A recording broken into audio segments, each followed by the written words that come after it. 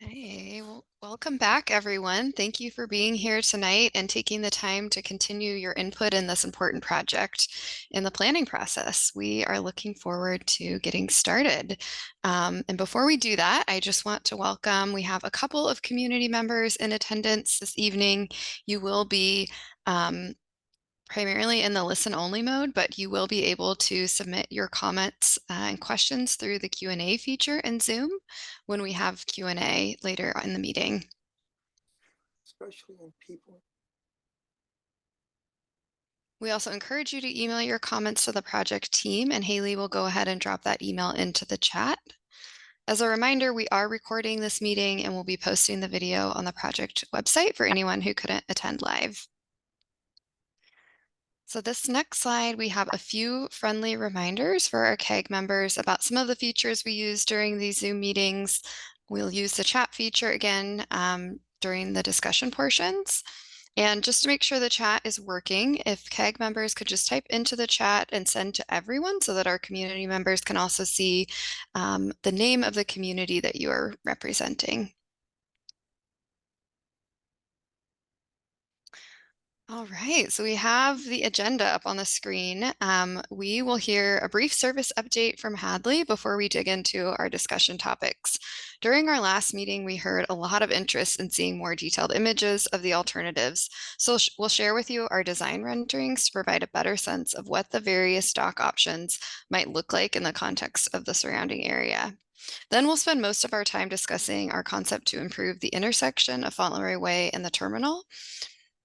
And we're looking forward to your input on that before we move forward with any changes to the intersection. And with that, I'll hand it over to Hadley. Thank you, Laura. So I'm going to breeze through this pretty quickly, but I just wanted to make sure that all of you are aware of some context that's happening around the project with WSF service. Many of you may have seen the service contingency plan that we released in January, which outlines a framework for ferry service for the next several years until our first new ferry is in service, the new vessels that we're building, which is going to be in 2028. And until then, we have two major constraints that are sort of constraining our ability to provide full ferry service system-wide, one of which is vessel availability. We have only 21 vessels. We need 19 vessels to provide full service. And we have an aging fleet. Many of those vessels are old and past their design life, so they need more maintenance and more regular maintenance to keep them operating reliably. We are working on building new vessels, which the first one, at least first one, is due to be out in 2028 in service. And we have some new legislation that's allowing us to build out of state and to be able to select multiple shipyards to build more than one vessel at a time. So we're kind of moving as fast as possible on that front. For crew availability, there's a global shortage of Coast Guard qualified mariners that's affecting not only Washington State ferries, but other ferry systems around the country and around the world. And we're part of that as a generational transformation that we're seeing in many sectors. WashDOT's feeling it, and the rest of the transportation system, we're certainly feeling it for ferries. As many of our licensed and most senior employees get ready to retire, we need to train and bring in newer crew members to work their way up through the extensive training and sea time and credentialing process. So that's all happening. There's been lots of good new programs put into place by the governor and the legislature, but it will take time.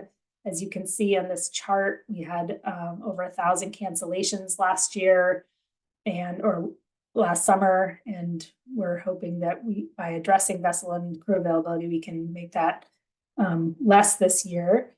The next slide shows that the contingency plan is really based around providing as much predictability as possible for ferry service during this time.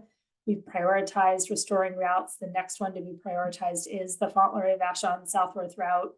So we'll get 3-boat service there as soon as possible, although it won't be as soon as anybody would like. We are continuing to operate the 2-boat schedule now. When we have a 3rd boat and the crew to operate it, we will put it into service on an unscheduled basis unless we know we have the 3rd boat for a full season, enough to be able to publish a 3-boat schedule that people can rely on. And then we'll be employing flexibility to change that seasonally. So the reason I bring it up for this group although it's not directly project related, as it is the context that this project's happening in, that we're still running a 2-boat schedule, not the full 3-boat schedule that the project's designed for and that we all had planned to be operating. So it is a bit challenging to sort of see what normal operations look like at the terminal. And it's something to be aware of, especially for those CAG members that come from Vashon and Southworth and rely on ferry service, that they're sort of under reduced service right now, which is really hard for the community and making the community really focus on the immediate operational needs, and less so on some of these longer term planning needs that this project requires. And we're aware of that and sympathetic to the time they're providing on both, especially our FAC members. So unless there's any questions on that, I will put in the chat the link to the contingency plan for anyone who hasn't seen it and wants to read it in its entirety. And I'm happy to answer questions later. I don't want to take us away from the project specific info. So if there's no immediate questions, we can just move right on. So here's our timeline for the Fauntleroy project. You've seen this before. We are in the level 3 screening process where we were introduced to the set of alternatives at the last meeting. And now we're in the process of learning about the alternatives and all the information that's being gathered, and then eventually getting to the point where we're screening the alternatives to select a preferred alternative by the end of 2025, which will be part of the Pell study report that will close out the planning and environmental linkages process that we're in now, and then move into design and environmental review, and then eventually construction. So that's where we're at now. And this is just another representation on the screen of the process where we started with many alternatives. We've narrowed it down to the same dock location. We had the same size dock, something that's similar to what's out there today, and then a larger expanded dock during level 2. And then we've taken those concepts and expanded it into the different range of alternatives that we talked about last meeting and that we shared in the alternative summary that I sent out yesterday. And that's where we're at now, is choosing among those 7 or 8 alternatives to eventually get to one single preferred alternative to carry into environmental review and further design. Any questions on the timeline or where we're at or where the project is now?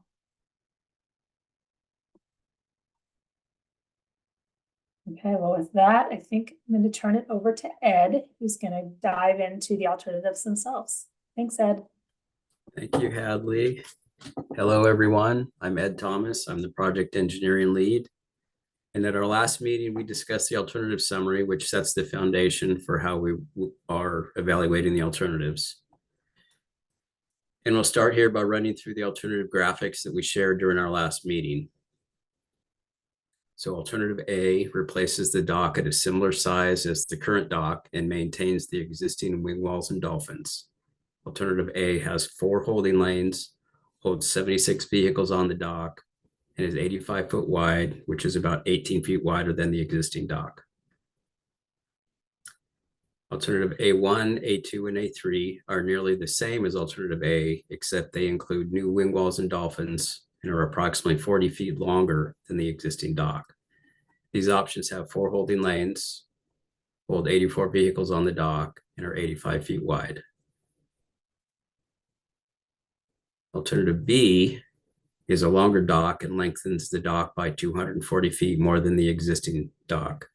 This option has 4 holding lanes, holds 124 vehicles on the dock, and is 85 foot wide. Alternative B1 is similar to alternative B with an added vehicle holding lane to the north. B1 holds 155 vehicles on the dock and is 94 feet wide. This option has the largest widening on the north side. Alternative B2 is 250 feet longer and 36 feet wider than the existing dock. This option has 4 holding lanes and adds 2 shorter holding lanes to the south, further out over the water. At its widest point, B2 is 103 feet wide, but near shore the dock is 76.5 feet wide. B2 holds 155 vehicles on the dock. Alternative B3 is the same configuration as B2 with one less holding lane and is slightly shorter than B2. This option is 66.5 feet wide near shore and expands to 93 feet wide over deeper water. B3 holds 124 vehicles on the dock. And lastly, alternative C is the same configuration as B2 with an added holding lane. It is 240 feet longer than the existing dock. And this option is 85.5 feet wider near shore and expands to 112 feet wide over deeper water, and C holds 186 vehicles on the dock. Now, since the last meeting, in response to feedback from you, we've developed design renderings to help you better visualize the differences between each alternative. And as we present these, please keep in mind that these show conceptual finishes based on Ferry's new Mukilteo terminal. The intent of these renderings is to show the dock footprint and general layout for each. And we will seek community input on the look and feel of the terminal later in the design process. So this first view is taken from the King County Pump Station and helps show what each dock option looks like next to Cove Park. So these next three slides for alternatives A, A1, and B show an approximate 13-foot widening to the north.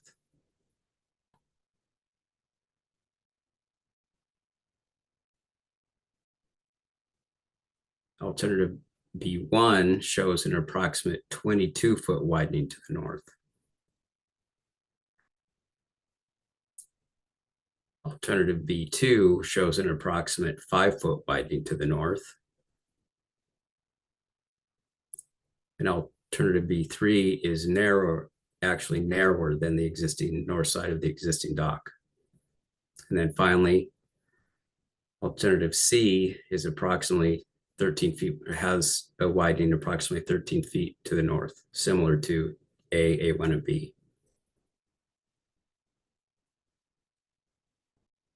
Okay, moving on to the next view. This is from Cove Park, and these next few slides show how each alternative looks from the beach. This also provides a perspective of the elevation change of the dock. And as you view these, if you notice the dark gray band that runs the length, that is representative of the deck elevation.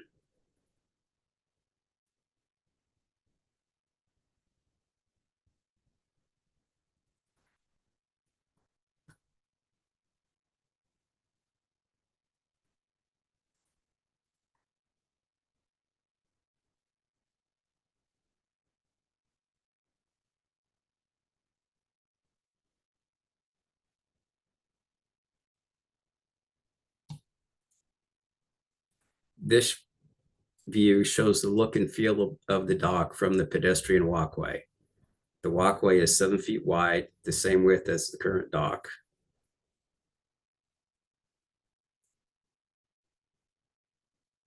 And with respect to this view, we share your concerns regarding the length of the walkway with respect to people with mobility issues, especially for the longer alternatives. And as design progresses, we will coordinate with the regional ADA liaison for input on elements that we can incorporate into the design along the walkway.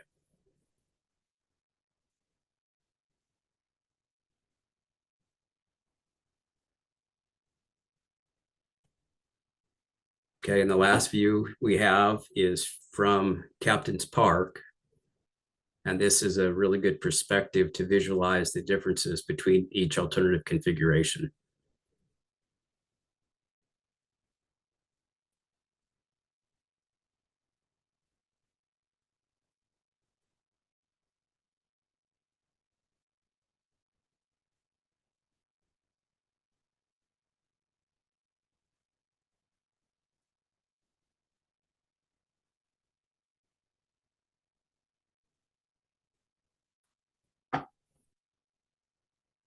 Okay, and with that, I will hand it back over to Laura. Thank you, Ed. I know we just shared a lot of images in a quick amount of time, so we want to just pause and see if you have any questions, in particular about the differences between each of the alternatives, or if you have any clarifying questions about any of the images that Ed shared.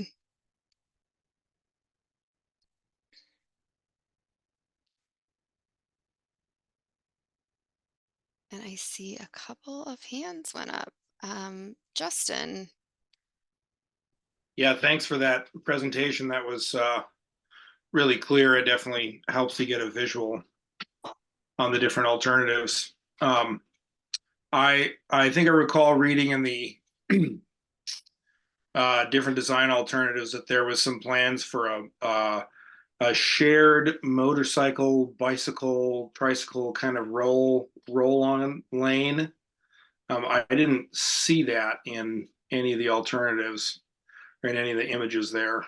I guess I'm wondering how that would work, and I'm just generally concerned about being on a motorcycle trying to get to the toll booth in between the cars that have been waiting in line there on Fauntleroy Way.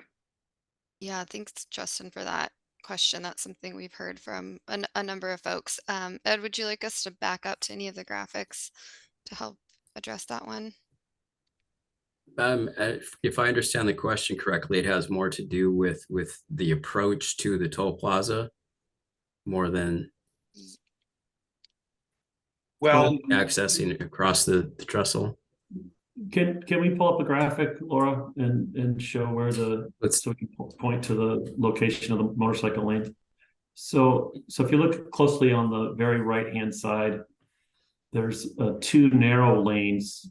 That's the bicycle lane and the motorcycle lane. They're on the north side of the dock, and they're those two narrower lanes. The other four wider lanes, and that would be where you'd stage bicycles and motorcycles. Ideally, you would pass through the toll booths with the motorcycle, but I know that today they do allow motorcycles to come down the exit lanes. And I think in certain situations, I guess I'd leave that up to the operations crew, would probably allow motorcycles in that similar way, but you would just stage over there to the far right rather than driving all the way down through the exit lanes, which is part of what we're trying to avoid. So yeah, if I can add, so alternative A1, B, and B1 have a very similar layout, and they all have a dedicated motorcycle lane there to the north, and then outside of that, a dedicated bicycle lane. When we get to, I believe B1's the same way. Then when we get to alternative B2, Laura, if you Haley, can flip. can you? So we get to alternative B2. It visually, it doesn't show all that well here, but for the first length of the trestle, there is a shared motorcycle bicycle access lane. And then you see about halfway out, there's a little bit of a taper to the north in which the motorcycles would continue straight and the bicyclists would merge over to that far right lane for their access. And the intent of having that segment of shared lane was to try to minimize encroachment any further to the north into Cove Park. yeah. Trevor, do you want to? I guess I'm a little concerned about that because I'm not familiar with any other areas where motorcycles and bicycles like officially share a lane, like a narrow lane like that. But that might work. I'm more concerned about trying to get motorcycles in between cars that have been waiting in line at the toll booth. I think that's probably like 10,000 small accidents waiting to happen. Trevor, do you want to explain that and why from operations perspective, that's how you'd prefer to process motorcycles? Yeah, the operations has it so motorcycles go through the toll booths at every other terminal. The only one that makes it a little different is Edmonds because they have the separation of the dock. But they come down, they merge a little, especially at Mukilteo, which is the newest one we've got. They come down, they kind of merge in with the traffic, right down, not in the line, but they kind of come down where the cones are set up right now to turn. So you'll merge in with the traffic there, and then you'll have to sit behind the 4 or 5 cars that are at the toll booth, and then you'll be through the toll booth. So, and it's like that at every other terminal so far. So, Thanks, Trevor. You bet. And- While we're on that topic, and then we'll go to some of the other hands that are up, but just a comment for or question from Devin in the chat here about if bikes would also be expected to go through the toll booth for this design. Ed, do you want to answer that one? I believe the same response with respect to motorcycles would also be provided for bicyclists, that their fare collection would want to be captured at the toll plaza. Thanks, Ed. In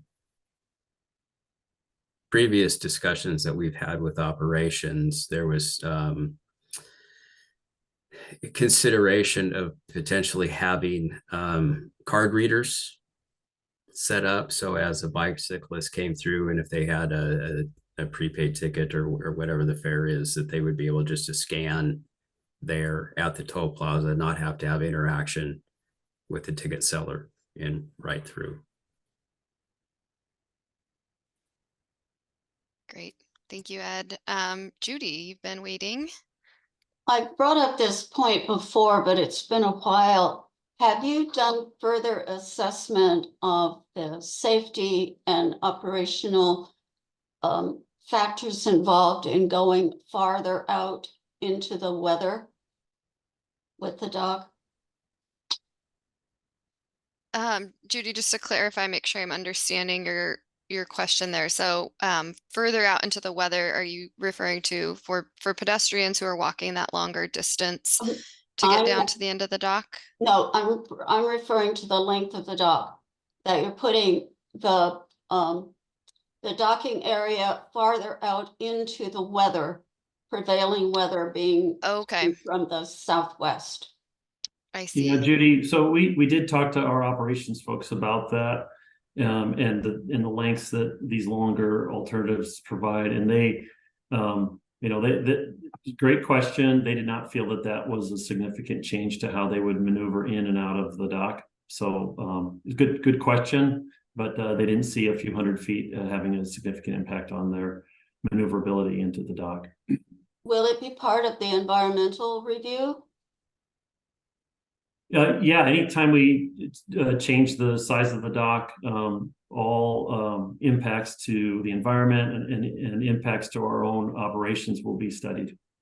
Okay, thank you. Yep. Thanks, Judy. Great question. Scott. Well, first, I'd like to follow up on Justin's statement. I don't even have a motorcycle, but based upon a lot of angst that's been happening for the last couple of years, in particular with line cutters, even though I don't have an issue with the concept of having the motorcycles come up there and merge on in there, I could see a lot of conflict, whereas with a lot of islanders that would take exception to a motorcycle coming through there, even for a short period of time here. Again, it wouldn't bother me, but I think that and even if it works in other places, I'm thinking this particular terminal is going to have some real issues if they try it that way. Just my opinion. The thing that I wanted to mention real quickly, and I may be out of turn. The designs look fantastic. I really appreciate it. But the one thing that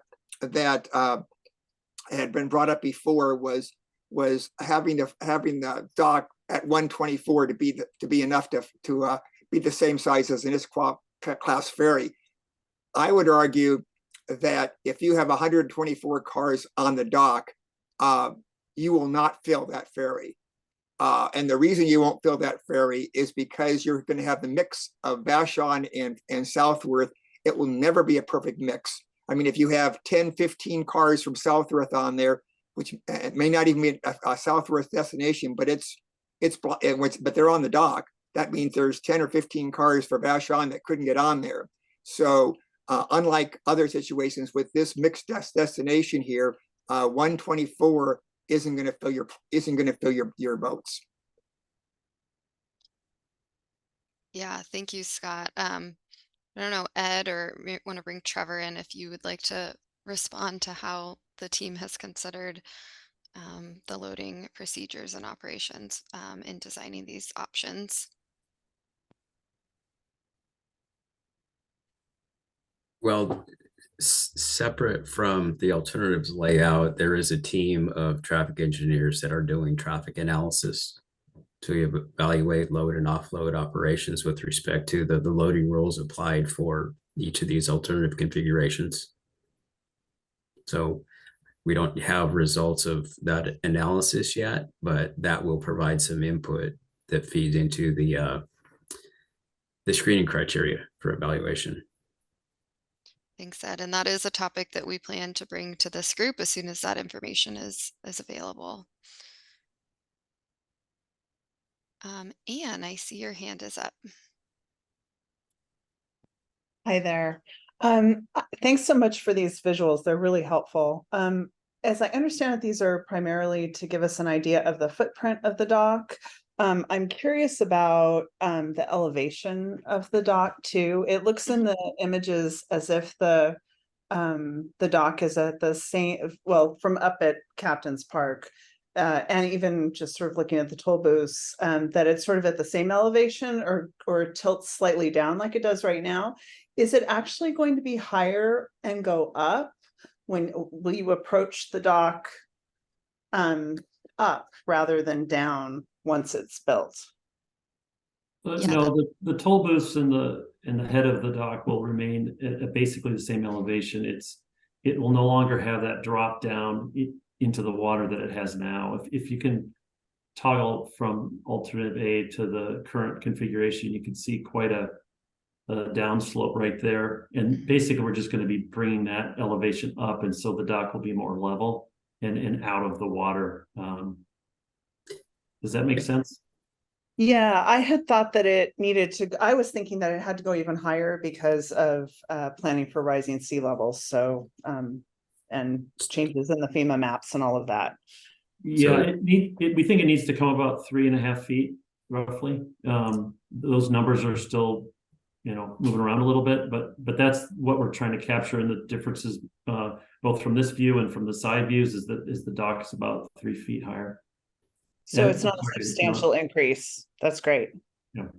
Thank you. question. Thanks, Dave. David. Yes, hi. Just my input on this motorcycle loading lane is dangerous. It's going to cause accidents. During rush hour traffic, when cars are backed all the way up through the toll booth and up the street, for a motorcycle to come in and merge in front of traffic is going to cause anger, angst, and just poor activity. Plus, they'll be run into potentially by cars. This is not a good solution to load motorcycle traffic. To load the ferries and get as much traffic across as quickly as possible, I think it's important that the motorcycles are loaded to the front of the ferry, which means that they all can stage up at the far end of the loading terminal so they can load first. If you have to load motorcycles indiscriminately all the way along because they can't get in and out of traffic and into the dock to load, you're going to take up space on the ferry. So it's going to be inefficient and it's going to be dangerous. So I think that motorcycle loading really needs to be looked at. And I think every motorcycle rider that loads now would agree with me on that. And thank you for the secondly, thank you for the nice renderings of the dock. Now I know these aren't the final designs, but once again, the design of the dock is very important. And I want to keep emphasizing that the dock needs to have something that makes it more residential and less industrial.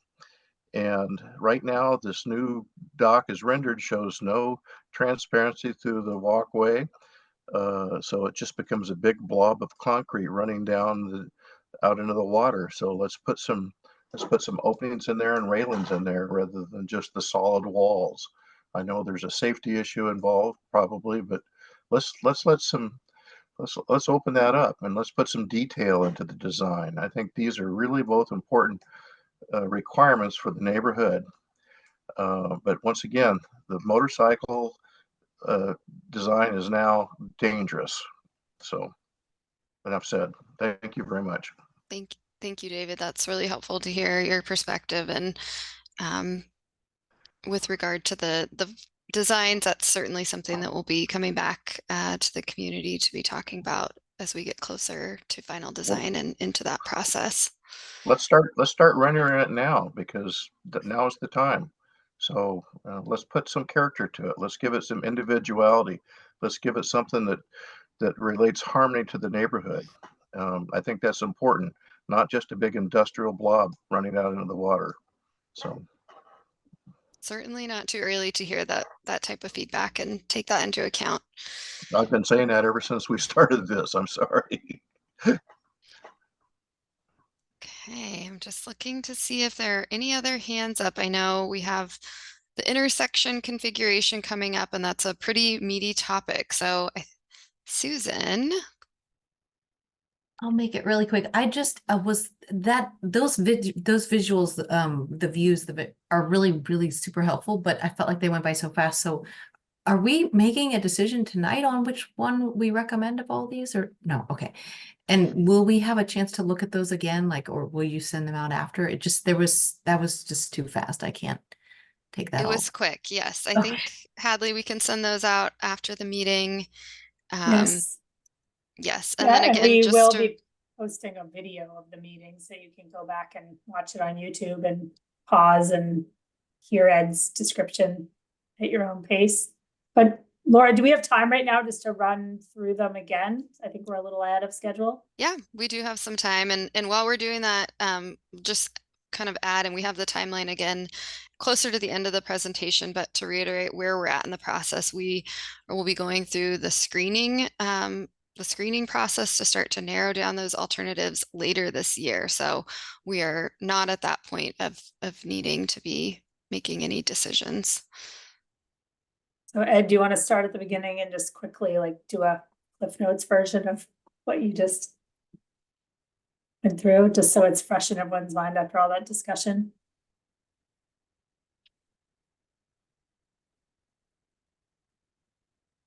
Haley, can you start with the existing view? There you go. Sorry, I just had my screen freeze. Yeah, pump station view. So this is a view from the pump station that shows the view of the trestle alternatives and their impact on that, or view of them on the beach.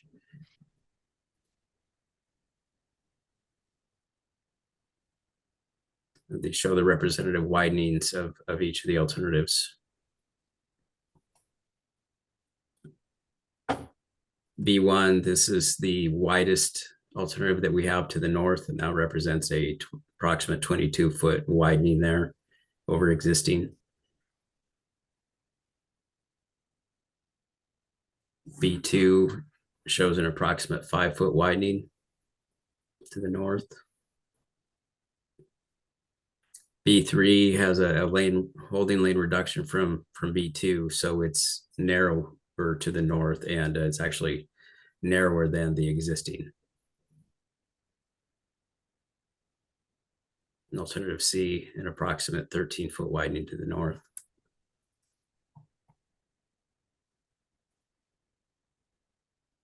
And the view from the beach. This shows a perspective of the actual change in elevation.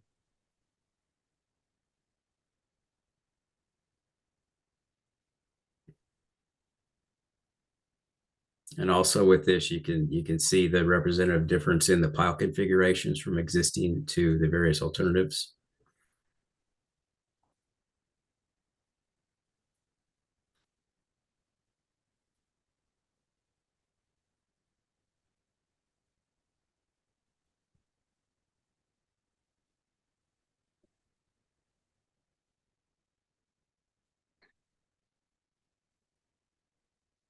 And the view from the walkway showing 7-foot pedestrian walkway and its configuration for each of the alternatives, and gives you kind of a perspective of the exit lanes and the bicycle exit lane adjacent.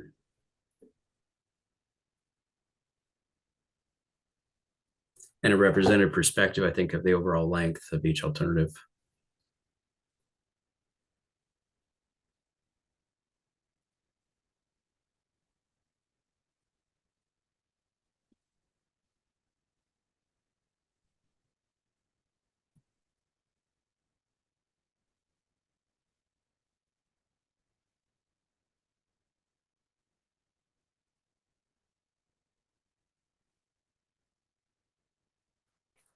And then the view from Captain's Park, which is a pretty good perspective of the overall configuration of each alternative.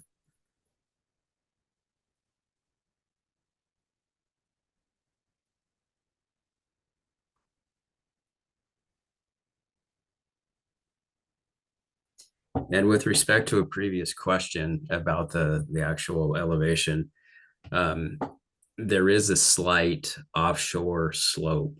It is very, very slight.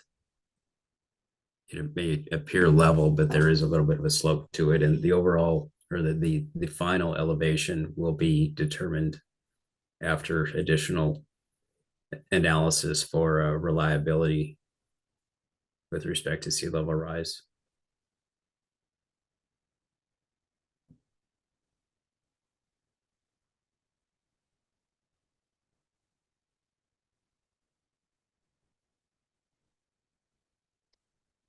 Thanks, Ed. Frank, I see your hand is up. Hey, hi everybody. So a question are on the renderings that showed it from the Cove Park, just real quick, the pilings, the size, diameter, and spacing of the new piling, is that kind of represented there? It is More of the representative. rows? It is Okay. representative. That what is modeled here is a 36-inch diameter pile, which should be representative of whatever the final design configuration would be. The layouts right now, as they're shown, have an approximate 40-foot bent spacing from bent to bent, and pile spacing, I think, is between 14 and 16 feet roughly along a bent. Oh, on the row? Yeah. Okay, thank you. Thanks, Frank. Susan. Oh, looks like you're on mute, Susan. Sorry about that. Real quick, I know the materials aren't what you're gonna use final, and that you will consider stuff that lets light through. With the decking that lets light through, is that like, how would it change this rendering so that it wouldn't have such a shadow under the water, on the water under the trestle? Or can you speak to that? I don't really know what those materials are like that might be used instead of what's shown. Ed, So we're still evaluating light penetration options for the trestle deck in specific areas. I don't think that it would be plausible or feasible to provide light penetrating deck materials in traffic areas. So it would most likely be along the south edge of the trestle, probably within the pedestrian walkway width. One example is glass block panels that I think have been used at other ferry terminals. And I think the amount of light transmission would be somewhat dependent upon the amount of natural light that is above that would be able to shine through. You know, given the representative photo we have here for the background, looked like it was a rather cloudy day, but we would probably have to do some analysis to determine what any output would be. And I'm not sure if Marcia would like to speak further to that.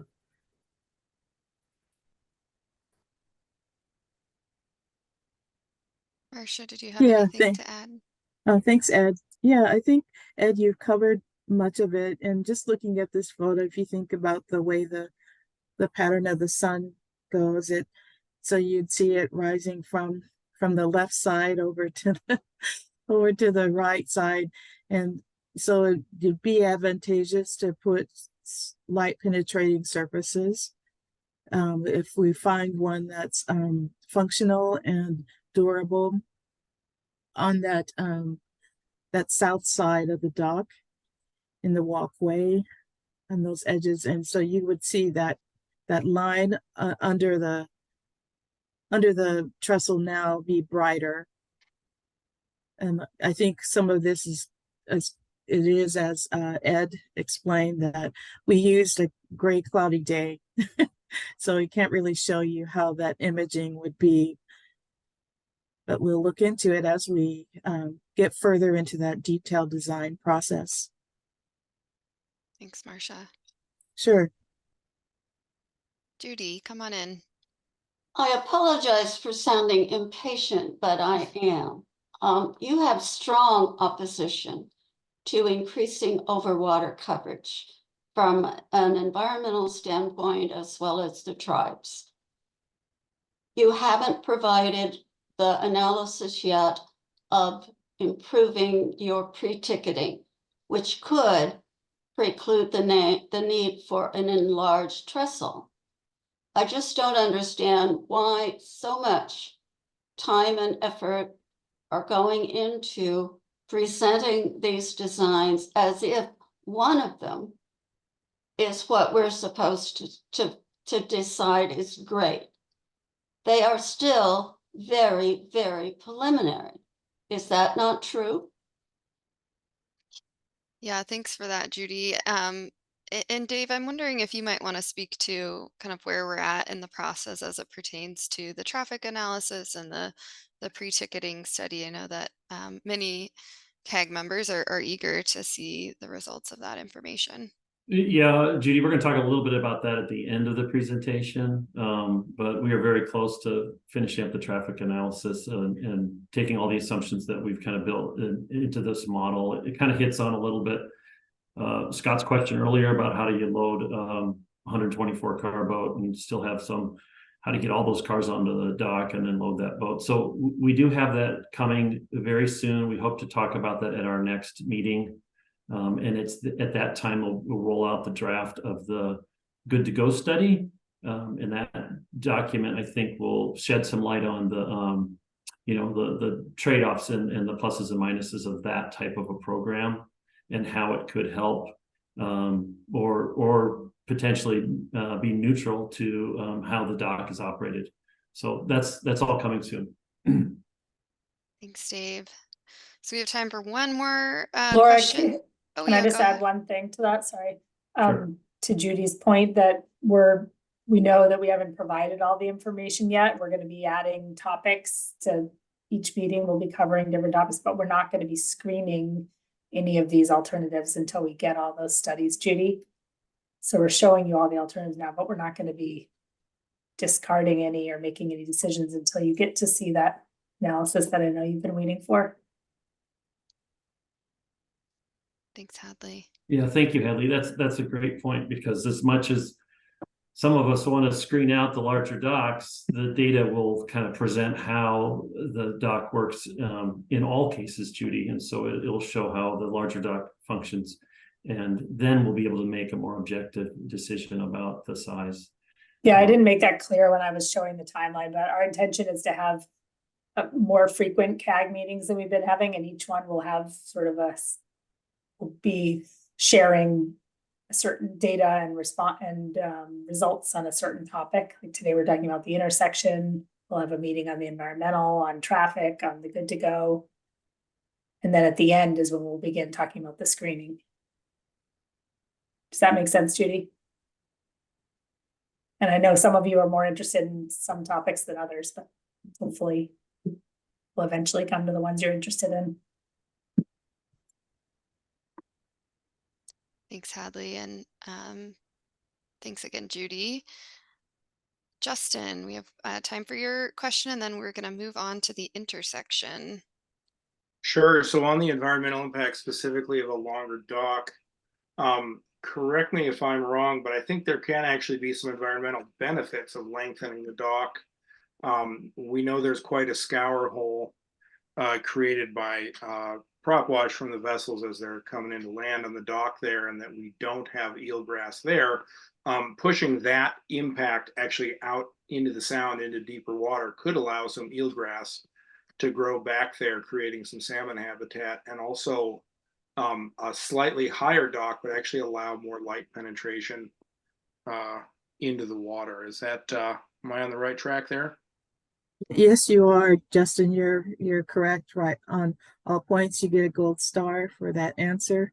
You did. Those things are all correct. We'd be able to allow that scour hole to heal, and by doing so, then it allows more improvement for the intertidal and nearshore habitat, which will allow for macroalgae and eelgrass to grow, which then has that domino effect of improving habitat for salmon and other marine wildlife there. Thank you very much. Thank you. Thank you, Marcia. And again, we'll be getting into more of the environmental analysis in one of our upcoming meetings. So with that, Haley can go ahead and advance the slides, and Dave is going to kick us off with the intersection conversation. Yeah, so we've been talking a little bit about operational effects here, and the efficiency of how we operate, I think, is very important.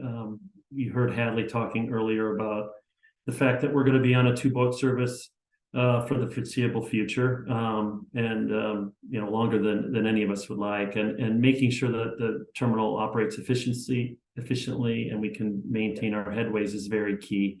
And so one of the things that we've been thinking about, and I would say that we've been thinking about this before the project began at Washington State Ferries, and had conversations with SDOT, and then one of the things that we've heard in these meetings from the community is the interest in just improving the intersection and making it more safe, and making, and not only for drivers, but as well for pedestrians and bicyclists that use the facility. So for that reason, we have started to talk to Seattle Department of Transportation. We were actually out there last week meeting with their director and walking him through how this facility operates. It is a city street, so of course the city needs to weigh in on a signalized intersection. But we're going to walk through here. Mark Bandy, one of our former WashDOT employees, now on the consultant team, is going to kind of walk you through a little bit of what that looks like, and how improving the functionality of the intersection and making it more safe kind of hits a couple of these topics, and helps deal with the illegal left turns. It helps deal with just the frustration people have using the intersection, the conflicts between ferry unloading and the traffic in the local traffic passing through, as well as the bikes and peds. So I'll hand it off to Mark at this point. All right, thanks, Dave. And yeah, hello again, everyone. Mark Bandy, part of the consultant team, and yeah, as Dave said, you know, we looked at this as a reminder. A key part of the purpose and need of the project was operational efficiency that supported reliable service and safe and efficient loading. And in addition to at this intersection, that includes passengers that are getting to and from the bus stops on Fauntleroy Way, or residents in the area that are, you know, even school kids that are walking across Fauntleroy to get down to the terminal, right? So we basically looking at this intersection improvement is in line with the purpose and need of the project. And also, as Dave said, we've heard lots of input from all 3 communities about doing some improvements here. So we looked at a few options, which were covered in the intersection memo that y'all received. They were primarily around different ways to add a traffic signal. And in addition to the operational efficiency and safety criteria, we also had within our evaluation criteria footprint, or basically the size of the intersection, as well as cost criteria, because one of the options we looked at did include an idea of adding a second lane, which would have meant widening into Captain's Park. So we felt it was important that we add those 2 criteria to our evaluation. And so that's what we've been working through over the past few months. As Dave mentioned, including talking with partner agencies, King County Metro, and of course the city of Seattle, with this being a city street. And so what we're here to recommend is moving forward with signalizing on the existing configuration of the intersection, which means the same number of lanes.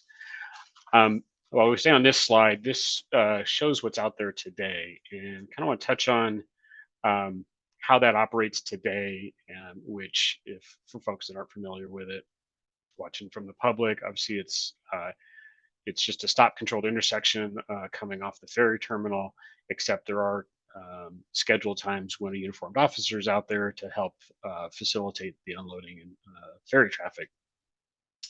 Now, obviously, when that officer is not there, traffic coming off the dock has to find a gap in Fauntleroy Way traffic, as it kind of turns out. You'll also see here in this current configuration with sometimes there's a dual left turn that happens and they have to turn into the same lane going northbound on Fauntleroy Way. So that presents obviously a conflict point there for that traffic. A few issues with continued reliance, excuse me, on the uniformed officer to control this intersection is that one thing is that when there are higher volume times, either from the ferry offload or from Fauntleroy traffic itself, those time periods can fluctuate, so it's not always predictable, and that makes it really hard to, of course, schedule around that for officers. And so we know those situations occur when an officer is not there.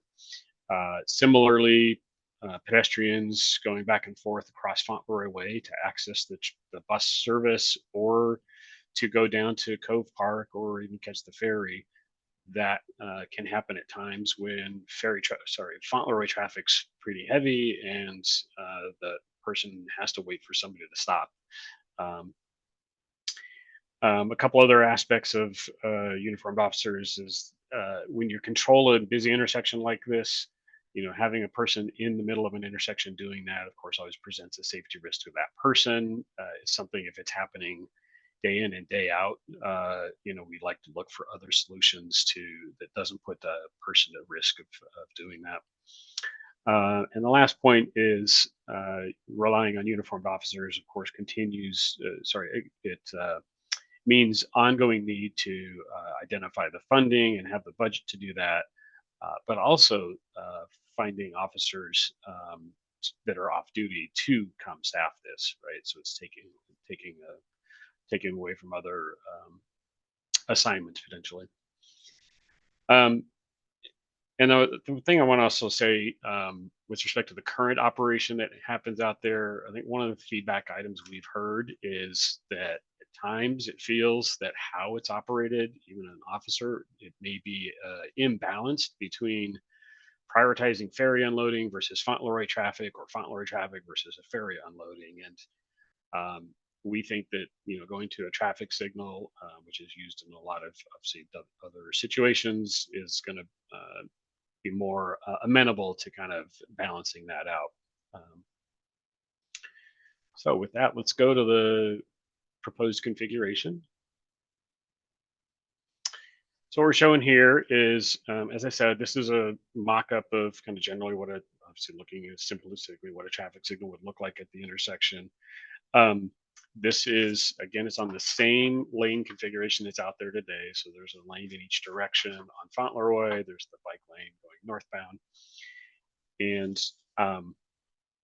wanted to touch on a few features of a signal that we would be proposing here that's important for you to know is that we, of course, would be designing the signal so that it has support for emergency vehicle coming through the intersection, as well as supporting priority for the transit line, the bus lines that are running up and down Fauntleroy Way.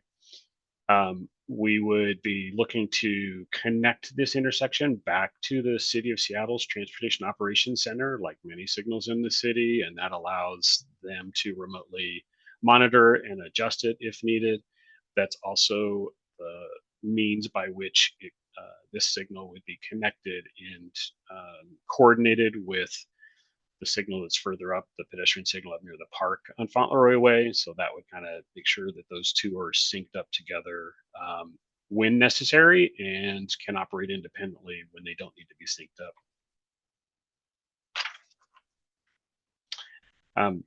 I'll walk through a couple of things on features again of movements here. What we're trying to highlight is the coming off the ferry terminal. One lane would be left to go north onto Fauntleroy Way. One lane would go right to the south on Fauntleroy Way. We called out in the with a new dock, there'd be the bike lane configuration. At some point in time, the bicycles and pedestrians crossing or entering into Fauntleroy Way would get their own phase to do that. With respect to traffic headed to the ferry, it would be a pattern that's very much like today. So we can put a sign on the signal itself so that it can restrict the left turn when that's needed. And then basically ferry traffic comes south on Fauntleroy Way and turns right into the terminal. of course, waiting for stopping for any pedestrians that are walking along Fauntleroy Way. So that pattern would be very much as it is today. The other thing is that this signal would have detection, which is basically a way to detect vehicles that are on the ferry terminal coming off, so that it would only serve that movement when the ferry is unloading. And so I know that there's some questions that people might have about what happens if a ferry is not arriving when it's scheduled. What if it's a little bit late? The signal would not serve that until the boat arrived, and it's a pretty common integration feature that Washington State Ferries has at multiple terminals throughout the system. And then a few other last points on this is that wanted to kind of reiterate, we did consider a couple other non-signal options. Those are covered in the tech memo. Those are described why those were ruled out, and that it's a traffic signal is the right configuration for the types of dynamic volumes and crossing of the intersection here by pedestrians, excuse me. And then I wanted to just reiterate, we are not, we've discarded the option that would have widened into Captain's Park and added that second lane. So just want to make that really clear. This is just on the current configuration. And the last thing I'll say here before we open up to Q&A is we think this has benefit to do as an advanced part of the project separately in advance of the dock replacement. And as Dave said, there's been discussions with the city of Seattle about that and potentially moving forward with it nearer term rather than as part of the larger project. Thanks, and with that, I think we are ready for Q&A. Yeah, Laura, thanks, back to you to moderate. We will open it back up for Q&A. Scott, I see your hand has been up. Okay, the first question I have is under the different configurations, how many vehicles can fit on the dock in a lane? So can you fit 100? Can you fit 100 from the ferry to Fauntleroy Way? Can you fit 100 vehicles there? Scott, just to make sure we're clear, you're talking in the unloading scenario. Is that yeah, I'm sorry, in the unloading scenario, correct. Right, from the right. So you're unloading, that's what signal is all about, is the unloading here. So basically they're gonna drive off the ferry, they're gonna go up to the intersection there, and can you fit 100 vehicles there? I don't think so. My challenge, my challenge here is the fact that by taking away the zipper, which has been working very well for decades, by basically having everybody that's going north into one lane, that you're gonna extend the dwell, because again, in other words, they're going to be all the way to the street, and it's going to be stacked up back onto the ferry, and you're going to lose time by doing that. Yeah, let me take that real quick, Scott. The specific number I don't have at top of my tongue here, but we did look at we did a quick test in the traffic model of this scenario, just as that, and we at that test we felt comfortable that the way in which vehicles come off the ferry and the sinking of the intersection would work. We didn't see an issue where that would delay the unloading process. And just as one thing that we know happens, right, is the unloading process does sort of kind of come in a little bit of a, if you will, mini spurts, I guess I'll call it. It's not a technical term, but it does kind of come on, and you can cycle through a scenario to have the ferry traffic go, and then it can kind of, that spurt comes again and you do again, so you can kind of cycle through fairly quickly. And this is stuff that we kind of work through as we refine this option. There are in fact times when it may sound counterintuitive. You actually run a faster, what's called a cycle. That's how long it goes all the way around to serve all the movements. You actually run a faster cycle rather than a longer one for for that situation. So, but those are things that we're working through in terms of how we analyze it in the traffic model.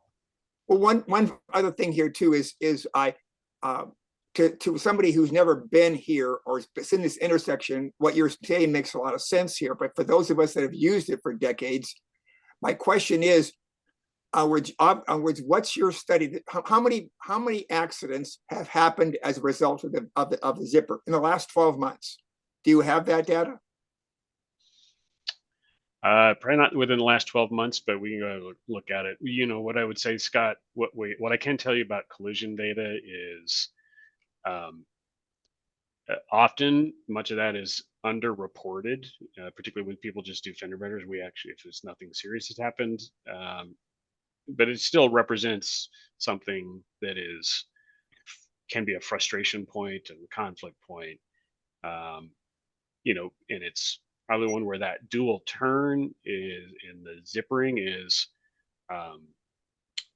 certainly it's happening in a sense where it's probably not causing severe injury collisions, but it's causing frustration, causing property damage things. And we know that those types of collisions are underreported in the data we get. So I do want to, you know, note that for anybody who's like looked at traffic data and collision data, excuse me. But I would say that it's still a conflict point that really is problematic when you think about what vehicles are trying to navigate around, kind of coming back to this, an officer being there or pedestrians crossing through an intersection. Those types of unusual maneuvers can lead people to not necessarily seeing some of the other things they need to be watching out for. And so, and I think, but you're eliminating the officer, so we're good with that. That's great. And the pedestrians are being taken care of on the other direction here, so we're fine with that. I just want to know the number. Has there been 1, 2, 3? Just give me a number. Yeah, I think I'll take it off. I'll take it later. But yeah, okay. We do. I will say we did gather collision data from.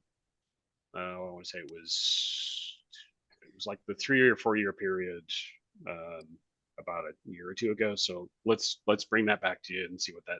I'd appreciate provide that information on. That sounds fair. Thank you. Yeah. Great questions. Thanks, Scott. I know there's a number of folks who are waiting patiently here. Greg.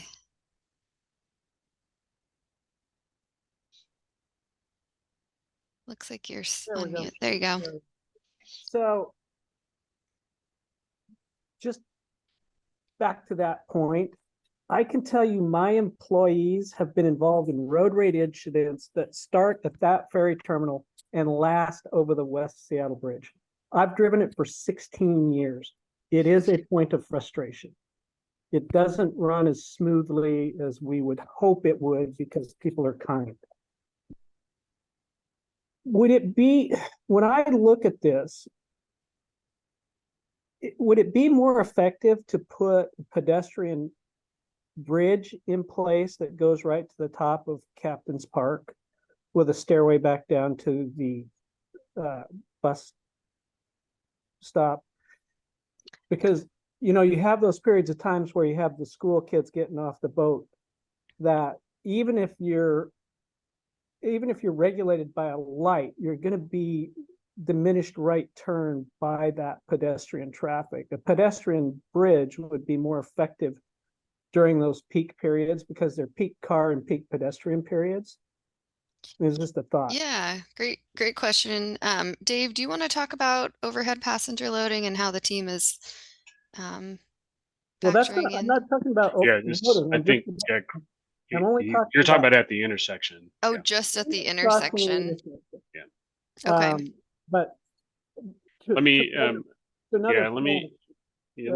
touch on a couple things, sir. I just wanted to reiterate what conceptually we had thought about here is that the pedestrian movement, particularly when a ferry is unloading, would not happen at the same time. So that movement happens so that just to reduce that conflict, right? It's done in situations where you have a high pedestrian movement and a high right turn or left turn type vehicle movement. You would run the pedestrian, consider running the pedestrian movement by itself, clears that, and then the ferry movement. Similarly, what we're showing here, eventually under a dock replacement scenario, there's a bike lane, so then that bike lane can go with that same movement as the pedestrian. So this is sort of the idea here.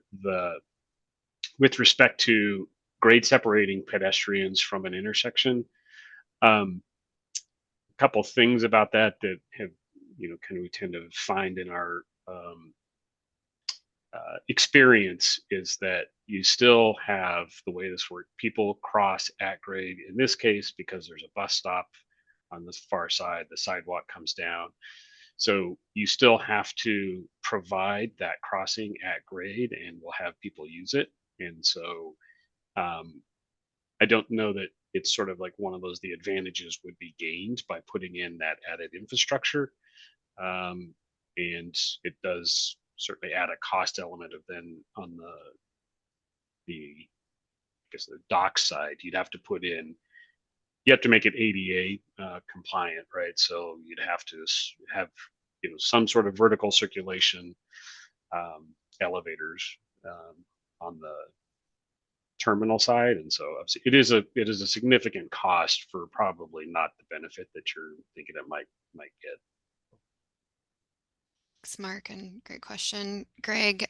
Trevor, I see your hand is up. Were you wanting to jump in on that response? Yeah, just a little bit. I just wanted to kind of give from an operations side is that our officers are concerned with that intersection when they do work it. They don't like the 2 lanes turning. They feel that's unsafe for them as well as the public.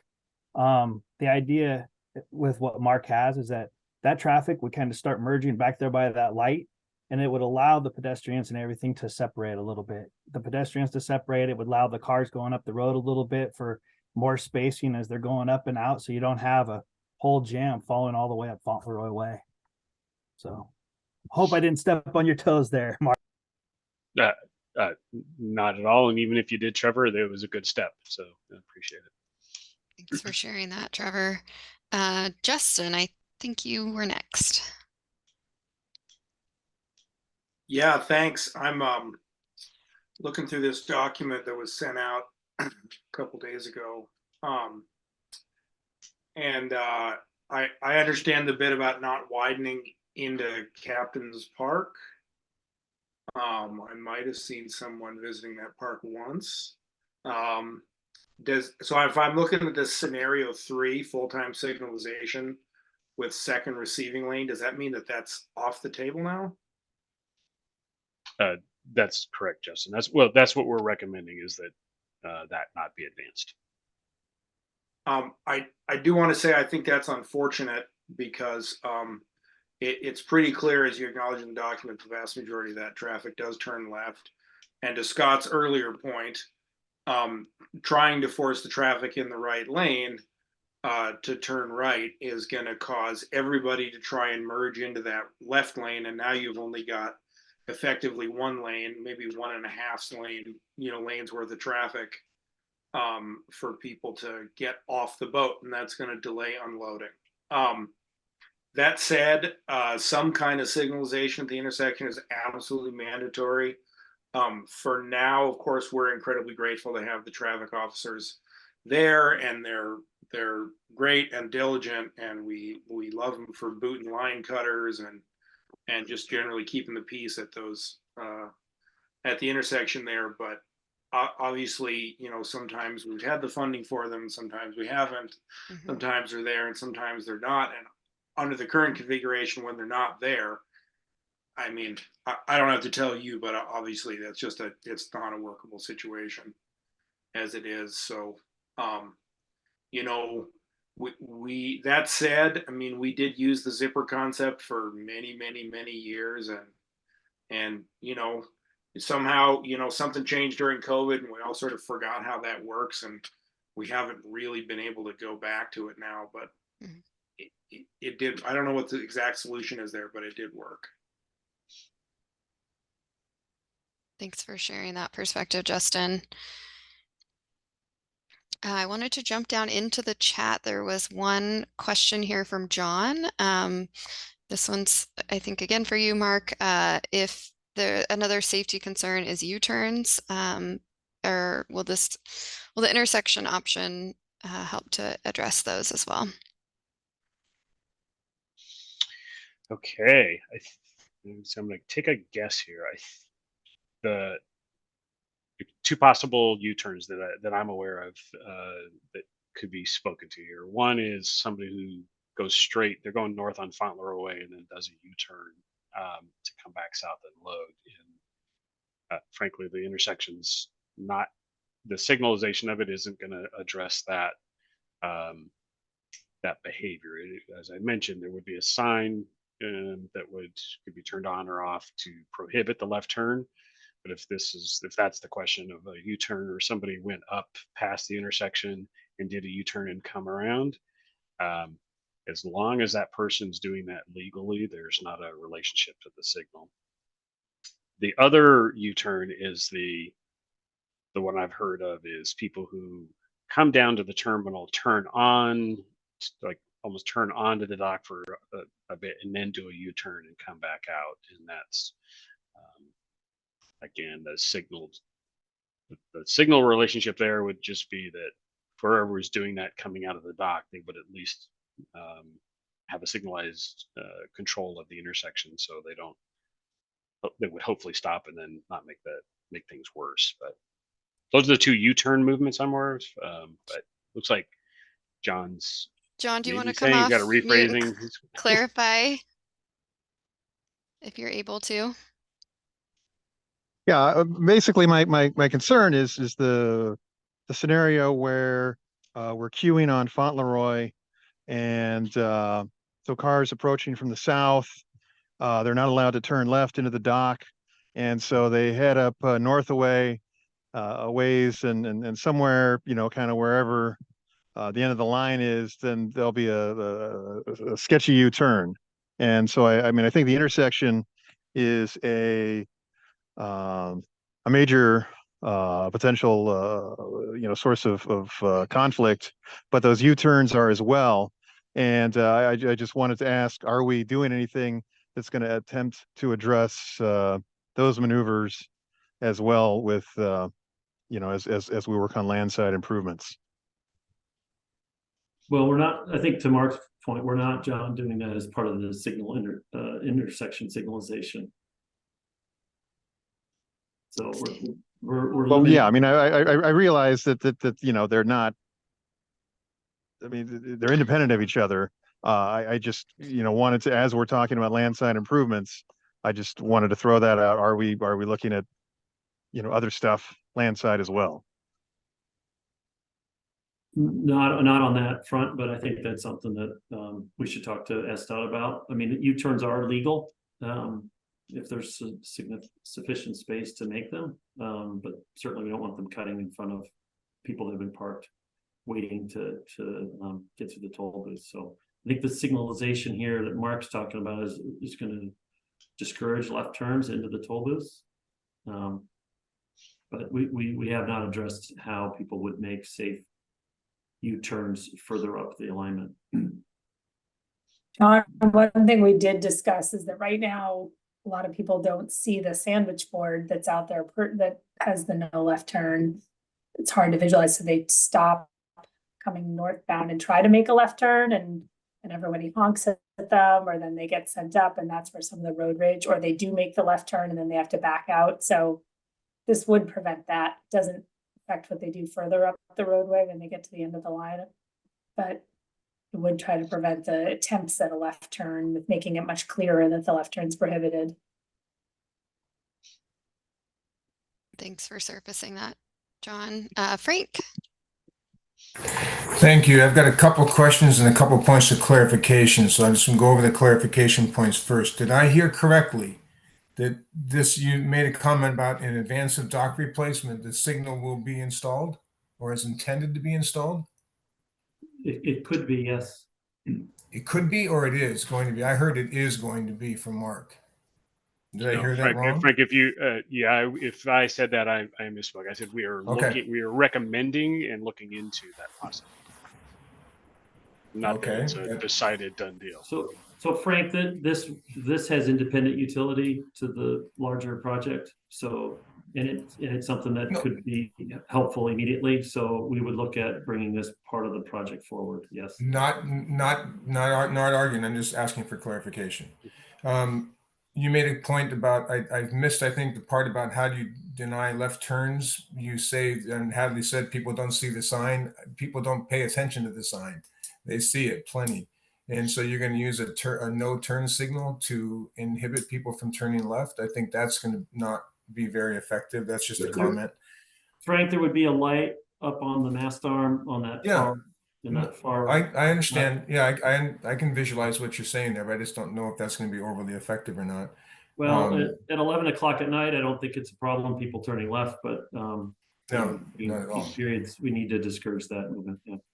Yeah. To John's point, you know, you're taking ownership of it. Just, this is again another comment. You're taking ownership of the intersection as you are doing this because of the ferry dock, but yet the fact that the point of the U-turns you're not taking ownership of, or not trying to solve it, I think the solution would be easy. It would just be put a signage up and allow, you know, direct people for U-turns up at the next intersection, or something, but have some way of managing that versus just saying, okay, U-turns are allowed wherever they're allowed in the city. That is a point of road rage. That is a point of contention on the street. Okay, my question. Would the crosswalks have priority? So, oh, and also so no pedestrians during ferry offloading, the signals would not work for the pedestrians. Did I hear that correctly as well? No, Frank, what I was saying is that they would be served as well, but just one of the things that signals like this, when you have pedestrians and a surge of vehicles coming up, you will sometimes choose to operate the signal that they go at separate times. So pedestrians go, then ferry traffic, then Fauntleroy, then circle around again. So everyone gets their turn, but you split pedestrians from vehicle flows in some instances. So and that would still be to be determined as we work through this, refining this and discussing that with the city. Okay. All right. Thank you. Thanks, Frank. Yeah, if I could just add to Mark's last point, I mean, like the renderings, none of this is designed. This is emerging as a as kind of a one-line diagram if you're an electrical engineer. We're just trying to present a concept for how the intersection would work without changing the basic configuration and flow of the existing intersection. The timing of the lights, the amount of cars that can stage on the dock depends on the length of the dock, to Scott's earlier question.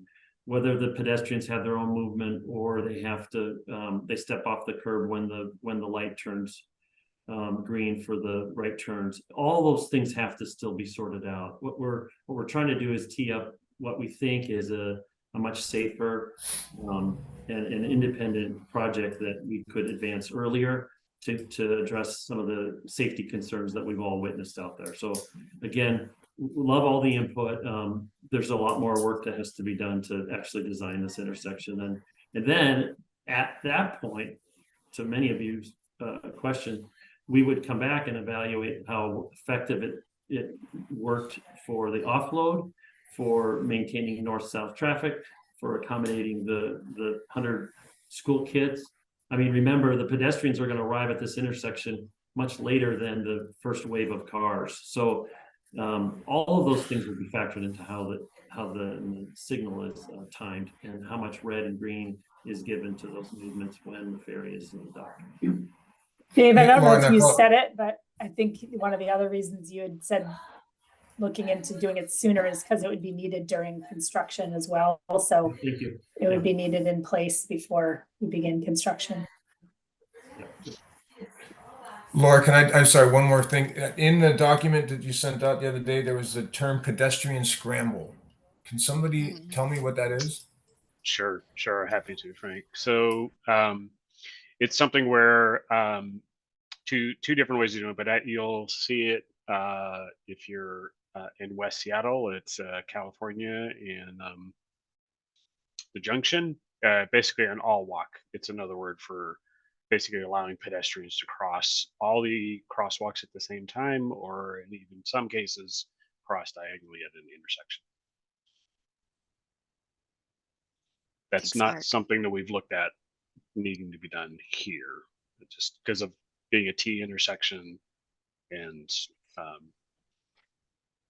it just the way the traffic patterns work. Right. These are all great questions. Fletcher, I know your hand's been up for a while.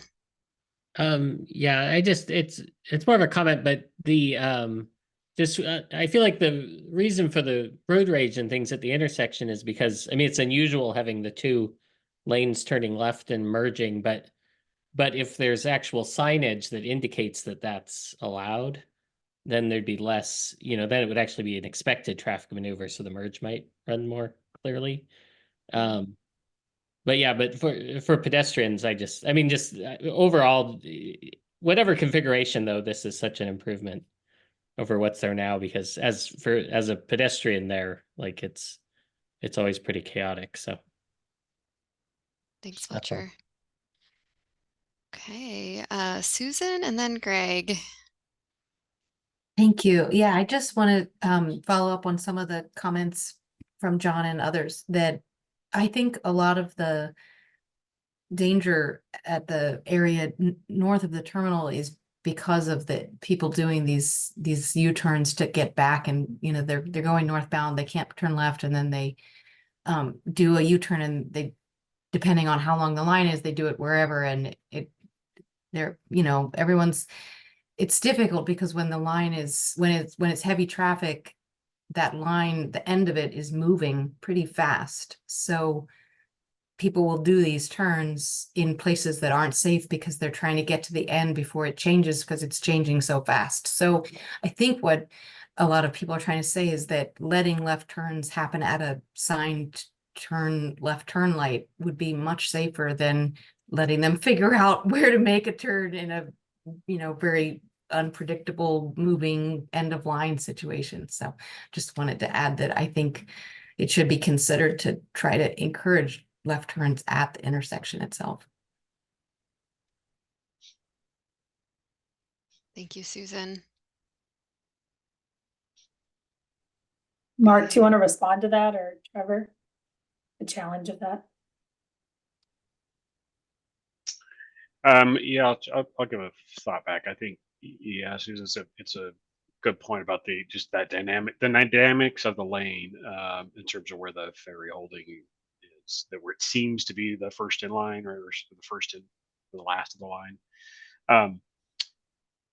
We can think about that and take that back to conversations with the city. There are just a couple scenarios where you can sort of suggest it, but obviously doing a U-turn for, even if you're a resident that lives along Fauntleroy Way, that might be something you do to just kind of access your driveway or something like that, but or park. But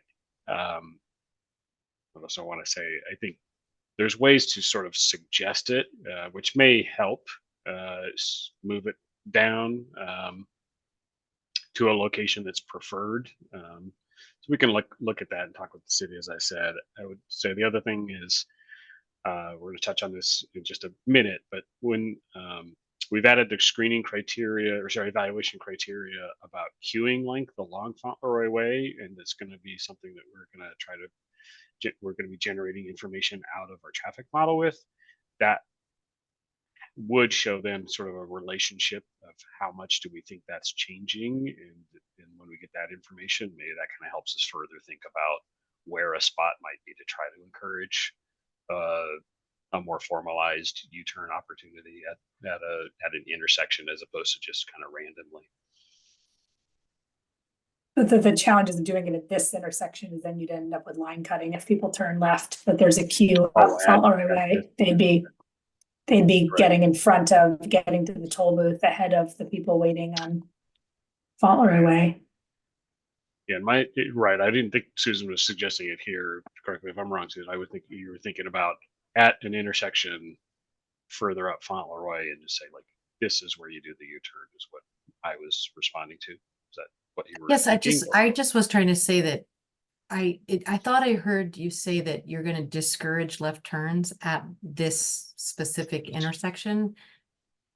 And I'm questioning whether that's the right approach, because it, when, I mean, I'm a Vashon, so I use this intersection a lot, and I just, when people aren't allowed to turn left there, then most of them do a pretty dangerous U-turn shortly there northbound. So it feels like it'd be safer to just let them do the left turn.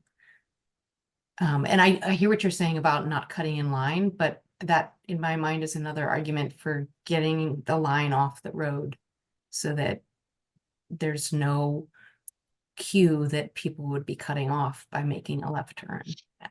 So. Thank you. David, I saw your hand go up, but then it went down.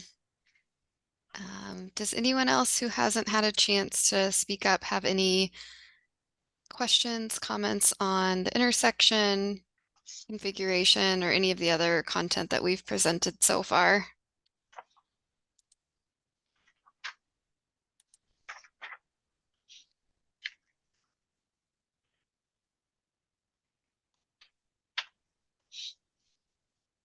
Frank. Laura, if I could just add one more comment. The comment was made by, syncing the lights with downtown, some remote, I guess if you would say remote control of them. That was the same thing that was done when the high level bridge was down at the West Marginal Way intersection. And I drive that intersection every day. And I sure don't think that works real well. So I would just caution if that's the kind of quote unquote the answer, or will solve problems, I think that's a struggle. I'm just kind of, again, adding that in and making that a point. So thank you. Yeah, Frank. Yeah, Frank. That's a good point. I think what Mark was saying is that this would be accessible from the operations center at the city's municipal tower, like they can access signals all over town, as well as there would be detection at the intersection. There would be push buttons for pedestrians at the intersection, and something that we have at Edmonds, where the employees can actually go and override the signal if for some reason they need to do so. So again, we're getting into the design already, which is great. I love it, but we need to flesh all those different ways this would operate out. Thanks, Dave, and thank you for that comment, Frank. Justin. I think I sent all or maybe part of this comment to the Fauntleroy Terminal Project email already, but I'll just revisit it. At the point at which the boat is unloading, there's a real, I think, an operational urgency to keep those cars getting off the boat only right up to the point at which the transfer span back onto the boat becomes clear, right? So, perhaps a way to compromise with the Fauntleroy neighborhood and people who are just driving north or south on Fauntleroy and don't have any interaction with the ferry terminal is to have the light turn green for vehicles departing the Fauntleroy terminal for the vast majority of those cars, and then for the last 50 or 60 or so cars that can stage on the dock until they can wait for that intersection to clear until as long as the transfer span's open on the boat. I didn't say that very clearly, but if you can picture sort of unloading the boat in two phases, Yep. Yeah, Justin, that was actually very well stated in terms of how a traffic signal operations person would look at that and kind of work through the combination of the signal design and then the signal operations timing.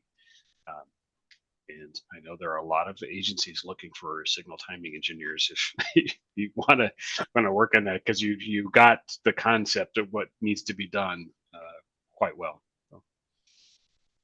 Yeah, thank you.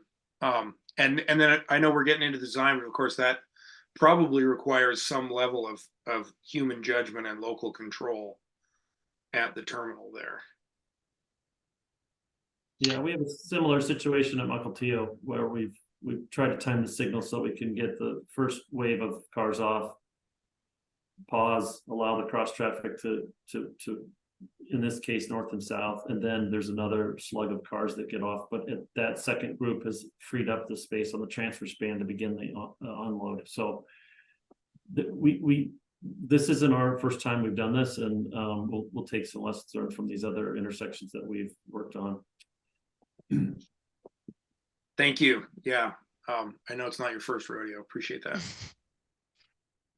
Frank, I see your hand is still up. Is it up from earlier, or did you have another? Okay. We just have a couple more slides, so I think I'll move us along, but we do have some time left if you think of any additional questions or comments. So Haley, you can go ahead and advance us. So before we wrap up the meeting tonight, we wanted to just share a quick look ahead about some of the other work our team is doing and to help get us to that next milestone of completing our level 3 screening and selecting a preferred alternative. So with that, Mark is going to tell us a little bit more about this graphic just again speaks to where we're at in that process approaching the level 3 screening that we saw earlier. Mark, tell us what is coming for traffic analysis. Sure. Thanks, Laura. So as we've heard that, the next kind of one of the next topics we're intending to bring to you that helps feed the evaluation process is the traffic analysis. And so we've been looking at working to develop these models, and has a lot of different factors that kind of go into it that we've been baselining, and those relate to vessel capacity, how much ferry traffic is in the loading process versus unloading, what are toll booth transaction times, how long does that take, of course, number of sailings, and the time between the sailings. And those are all being input into this traffic model, and that's going to help us evaluate and understand how each of the dock options, as well as the pre-ticketing good to go options or approaches, might improve the operational efficiency of how this all works here. So yeah, I look forward to bringing those results and that information to you at future meetings. Thanks, Mark. And then Marcia's going to tell us a little bit more about the environmental analysis. Yeah, thank you, Mark. So in addition to that traffic analysis, we're also evaluating environmental considerations to complete level 3 screening. And this will include, reviewing overwater coverage, in-water coverage, and as well as the number of piles. We're looking at how each of the dock alternatives could impact environmentally sensitive areas, including fish and eelgrass habitat.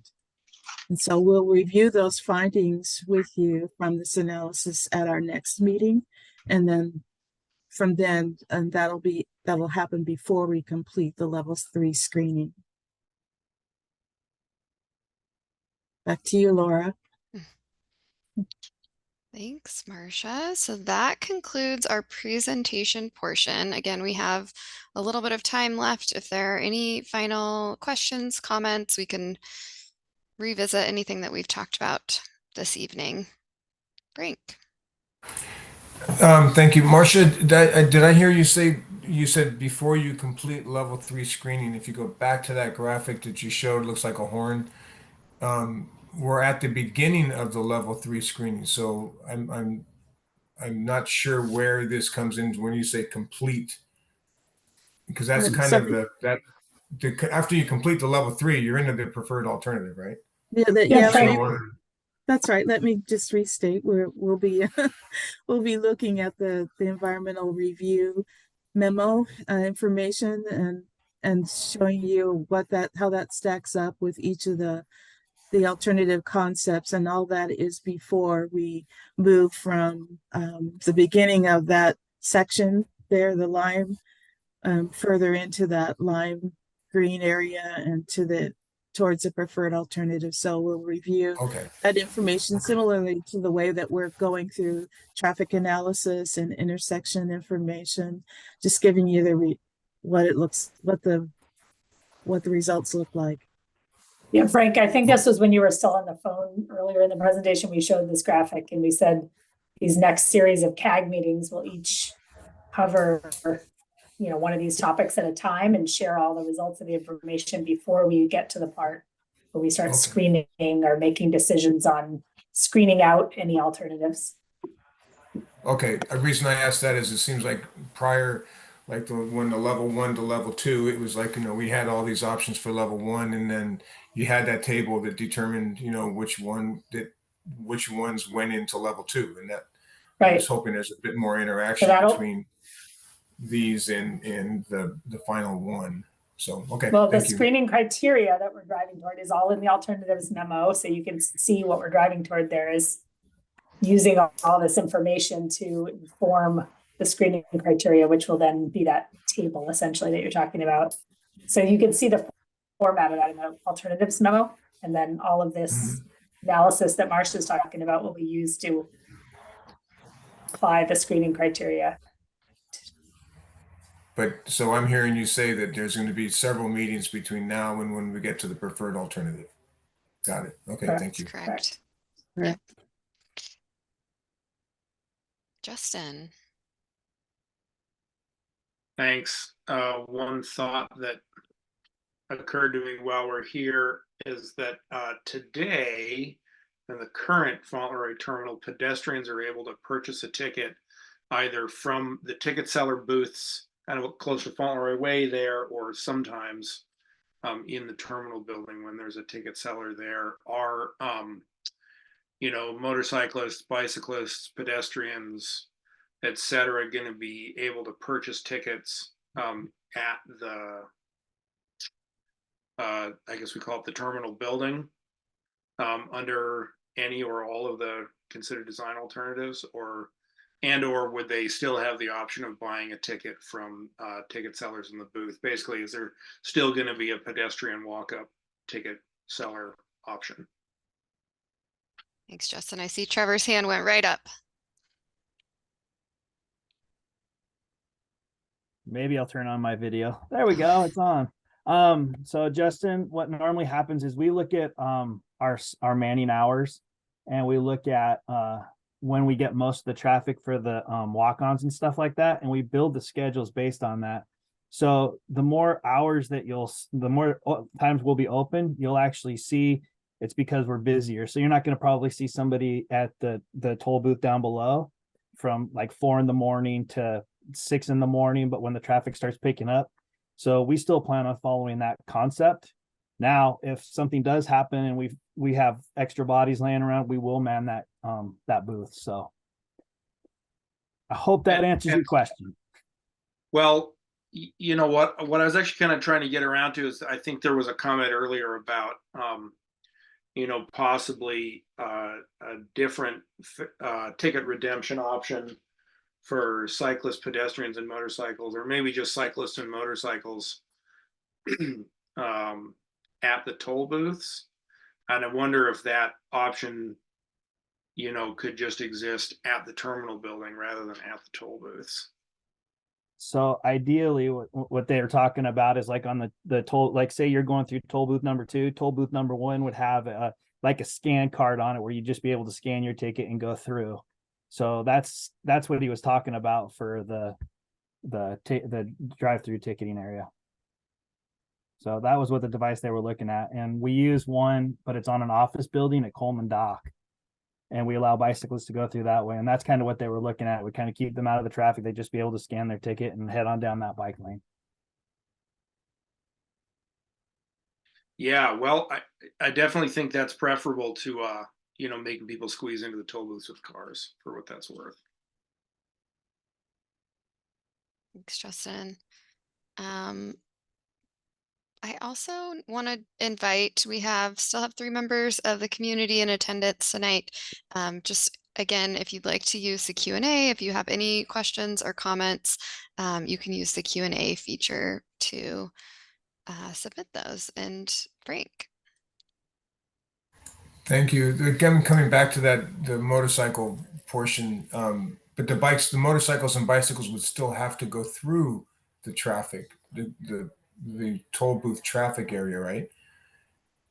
I mean, I'm thinking of when the traffic is backed up on the dock, it's backed up through the toll booth, it's backed up on the Fauntleroy Way. You're going to have motorcycles come down, make the right turn.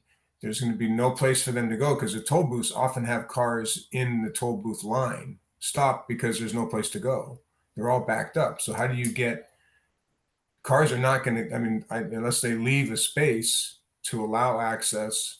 I guess you could do that. You could hatch the toll booth area so Yeah, so people don't stop in that. so ideally, Frank, what the plan would be is to have them stop back, by the pump station where that first striping is, and that way it would leave that open so people could come right on through, like the motorcycles and stuff like that. That's the plan. But I'm just gonna jump in because you've had a lot of questions about operational details and we're not at that stage yet. Back to the graphic Laura was showing, we're still in Pell. We're still looking at the footprint and size and the concept of the dock, not at operational details. At this point, that would come later in design. So some of these questions we just don't have answers to this early, and they're too detailed for the stage we're at in the process, as Laura's showing right now on the screen.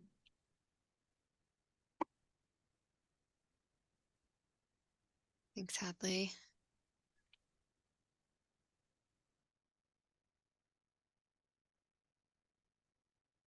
Okay, just pausing to see if there's any other hands up.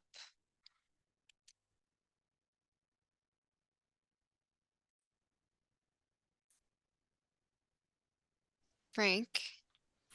Sorry, one more question, but not operationally focused. Marcia, how deep does the eelgrass grow?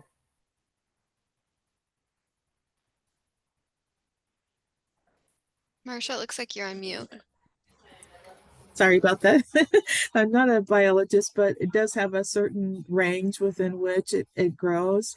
So, and I don't want to give you something that's not correct, so I can get back to you on the range if you'd like. But I know that it is between like about -10 and 30 that you can see eelgrass growing. But okay, I can get more detailed information for you if you'd like. Yeah, I would appreciate it. Thank you very much. Sure. I think, Frank, it's worth noting that the eelgrass is highlighted on the renderings. I mean, on the alternatives. And so you can sort of see the limits in the water where it stops as you're going offshore. Right, I saw So that. it's just a matter of giving you that elevation. I mean, is that actually is that actual information, or is that just again some idea? No, that's the actual eelgrass, that dark blue. Yeah, you know, if this were an aerial, you wouldn't be able to see that, but we kept it on there for information's sake. That's giving you that rough outline. And it's also in the alternatives memo we sent. There's a graphic that shows more of a realistic picture of where that eelgrass area is in the scour hole, and there's some discussion of it there. Yeah, there you go. Yeah, so and there you have the bathymetry. So you see that even less than 0 elevation all the way to -10. Yeah. So right. Okay. All right. Thank you. Okay, I think we have one final slide that's just bringing us to some of the next steps. So as both Marcia and Mark have shared, we are moving forward we'll be reviewing the environmental and traffic analysis, as well as after that, sharing the draft good to go and advanced ticketing study results before completing the level 3 screening. And we are aiming, like Hadley mentioned, on having more frequent CAG meetings. So you'll be hearing from us very soon on dates for that next meeting, probably sometime later next month. And then we'll also be planning for broader community engagement later this spring as well, to bring the community up to speed on all of the work that we've been doing. Frank and Justin, we'll start with you, Frank. Okay, I'm sorry. One more question. You brought up, I think it was Mark brought up cost, and I think it was related to the traffic signal, and that just raised a question in my mind. Are we gonna have any input or any provided information on cost of the options, or is that going to be down the road beyond our involvement? Yeah, great question. Dave, do you want to address that one? Are you speaking to the cost of the intersection signalization or the cost of the overall project? Project and options. I mean, you've got these options have got radically different price tags, I'm sure. Absolutely, yeah. And we've done some real preliminary numbers on the difference in the prices. They're very rough, and I'm not ready to share that with this group. So yeah, I guess I'll just leave it at that. There is a discussion that will be forthcoming on that, but Yeah, Dave, I think Frank's question was just, is that information that we'll share before we make a decision? yeah, absolutely. Yes, because that's one of the screening criteria is costs. So we'd be providing those costs. Yeah, this upfront. is not a comprehensive list, but these are some of the bigger topics. Scott. Real quickly on those costs we're talking about here, is there any question about whether there's funds available for all the options, whatever the cost is? Well, Scott, what we're seeing in the market these days and our partners over on the highway side and other municipalities is the costs are regularly coming in much higher than the engineers estimate them at. So we're obviously going to, regardless of the option selected, we're probably going to have those conversations with Office of Financial Management and eventually the legislature on whether the projects are fundable. So what you're saying is we could go through all this, choose an option and not have the money for it. That doesn't mean we couldn't come up with the money. All I'm saying is that depending on the option, we may not have the money assigned to the project yet. Okay, well, we appreciate your efforts. Thank you. And currently we have 94 million, correct, Dave? Yeah, right. And so there is some money, construction dollars already. But the 94 million, if the engineers are right, would that handle where's option C? No. No. Okay, thank you. Mm-hmm. I know that for certain. Yes. Thanks, Scott. Justin. On the good to go and advanced ticketing study, will that study address the impact of the potential loss of passenger revenue from implementing good to go, and or would it be necessary to increase vehicle fares to compensate for the lack of that passenger revenue? Good to go is going to be another method for us to collect fares. Again, we want to use existing good to go passes, and there would still be the need for some people to acquire those. We have done in the past programs where we provided free good to go passes. I know when the SR99 tunnel opened, we offered those. So I don't think it would be a huge financial commitment to people to have that. There is a fee to operate good to go, and we have to look at how those costs are recovered. I think, Justin, you're talking about the ability to distinguish the number of people in the vehicle. Correct. And there's issues that have been brought up before, whether you need to, you'd have a revenue impact of going to good to go. And that is part of the study. And I think it is discussed in their policy issues associated with different options. Yeah, thanks, Hadley. It's like fare collection and not our complex fare structure. Yeah, I'm first trying to figure out the efficacy of good to go. My second part of that would be then to try to figure out how we would maintain sort of a zero-sum game here and not take on a lot of extra costs and not burden the community. Right, but it is part of the study and will be part of the discussion. Inevitably, though, a transition to good to go would mean loss of passenger revenue, right? Good to go doesn't have any way to collect that passenger fare. Justin, I think that's a topic for that meeting. Structure. Yeah. Yeah. Unless you charge a different rate for the vehicles to account for the 2.5 passengers or whatever it is on average that's in a vehicle. Okay. And then we have one question here from David in the chat about potential visual impact. So for the traffic signal, will the proposed traffic signal impact views from Captain's Park? And if so, if any of the options would reduce view impacts from Captain's Park. Mark, is that something or Yeah, Mark, Dave? do you know the answer to that one? Did you guys do any renderings of where the signal arms would lie relative to the street grade and the views from the park? We didn't do a rendering of the vertical, but Haley, if you want to jump to the drawing real quick, what I can say is a typical signal height is on the order of, it's in the 17 to 20 foot high range above pavement. So to give you that just kind of assessment, that we'd have to go figure out kind of where the viewpoint is. But the other thing to note here is you can see the concept of where the traffic signal poles have been mocked up here is in the sort of the upper left portion of the graphic. So in that case, it's that's probably the primary one to just assess, and we can come back with that information about what's the elevation at Captain's Park if you're standing there relative to that mast. It's the mast arm that goes across there.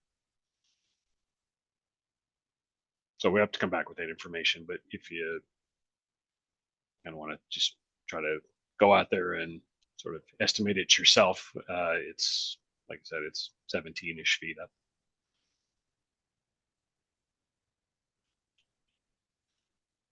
Thanks, Mark. So I know our team took a couple of action items this evening. We will be following up with the visuals that we shared tonight so that you have those available as well.